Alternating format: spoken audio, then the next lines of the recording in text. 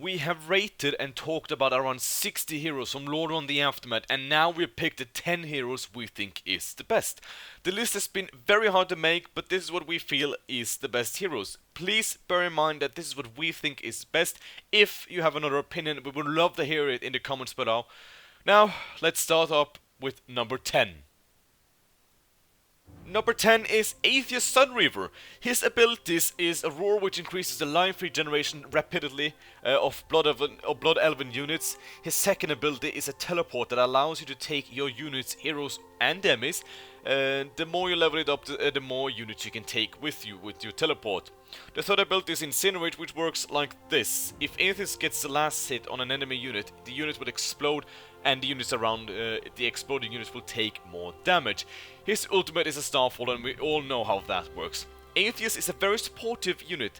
He has the ability to teleport important heroes or demis if needed elsewhere instead of using his scroll, and his life regen roar is very useful. He also has the potential to cause some extra damage in the ranks of the enemies with his Incinerate, and has a good ultimate which is very useful when fighting big battles. Now let's move on to number 9. More Gore gets the 9th place. His abilities are the following. Fire Breath, which is a deadly AoE since it leaves the targets burning after. His Roar gives friendly units a flat boost in damage. His third ability is Hardened Skin, which makes him even more tanky and able to stay longer on the front lines if needed. His ultimate summons eggs that can be destroyed and turned into dragons, which lasts for a very long time and is very powerful as well. More Gore has the possibility to deal good amounts of AoE damage with his Fell Breath and can provide a nice flat damage boost to his friendly units. His dragons can be used down to snipe catapults and heroes or elites if needed, which will help the battle more easily. Next on the list is Dagran Thasorian. Dagran's abilities are Rain of Fire, which of course is a very nice AoE spell. He has Command Aura, which provides his units with extra damage. The third ability is a rune that spawns nearby him and allows him to heal nearby units around him, much like the Lordaeron Crown effect. His ultimate is a cleave, 100% cleave, which is nothing too special, but it's very good. The thing that makes him so powerful is because his stats are so high, which makes him very tanky and able to be on the front line longer and cleave things down. If needed, he can go back to the back line and use Rain of Fire instead if needed. Number 7 is the undead version of Galen Trollbane. His abilities are the following. Death Coil, which is a very nice healing and sniping ability. Critical Strike, which can crit up to 500 extra damage. His Vampiric Aura is a nice aura for the army. And of course, his last ability works like Fan of Nice, which deals large amount of damage to all enemy units around him. Galen may not have the potential to destroy armies, but he can stay long on the front line, and if someone were to face off against him in a 1 vs 1, he would destroy them with Death Coil and Critical Strike. Also include his Vampiric Aura, which gives him his health back when attacking.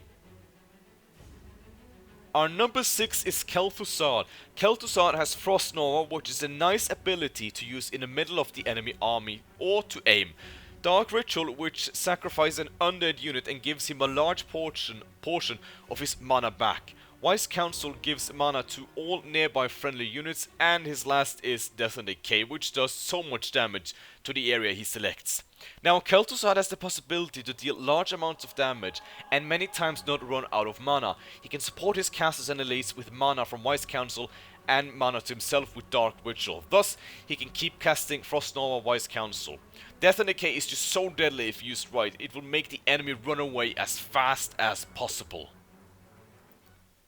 Number 5 on this list goes to Arthas Menethil. His abilities are Death Coil, which can heal him for so much and deal so much damage to a hero when targeting elites or heroes. His second ability is Death Pack, which is another ability he can use if he needs health back up badly by sacrificing an undead unit. Third ability is Unholy Aura, which increases life regeneration and movement speed. His ultimate is Death Gate, which summons a building that spawns a lot of small skeletons, which can be used as a meat shield, or place the Death Gate behind enemy lines and use the skeletons to target down casters or siege. Arthas is a very unit hero, sorry. His normal attacks is lifesteal, which works so nice on him. He has 2 abilities to get himself up back to health again, and one of them can be used to deal large amounts of damage. His death kill can be very good in many situations. Death kill itself also deals damage, so you can decide who the death kill is gonna target down.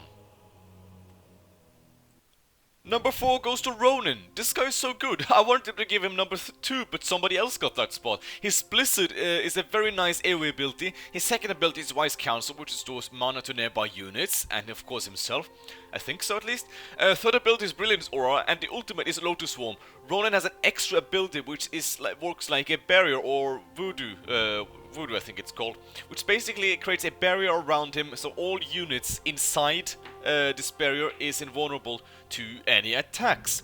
His Wise Counsel and Brilliance Aura can provide so much mana to friendly units and his own casters and elites as well, which makes him work so nice. He also has, of course, Blizzard, which he can cast many times then, since he's gonna have so much mana most of the times. And also Lotus Swarm is a nice AoE and deals some damage and gets health back, which makes an excellent spell. And as I said, the barrier is just so nice to have. Number 3 goes to our favorite Griffin Rider, Falstad. This guy's ability is a Stormbolt, which is a very nice single target spell that deals a lot of damage and stuns the target. His second ability is Ford Lightning, which is a nice AoE. The third spell is an AoE that deals damage to enemy units around him. It's an aura, and it deals basically damage to enemy units around you every second or something, and the damage increases as well. His ultimate is a roar which increases nearby friendly units' attack by 30%. That's a lot of damage. The thing that makes Falstad so good is he's so mobile as a flying unit. Catching him with gargoyles or bat-riders is often very hard since he's so much faster than them.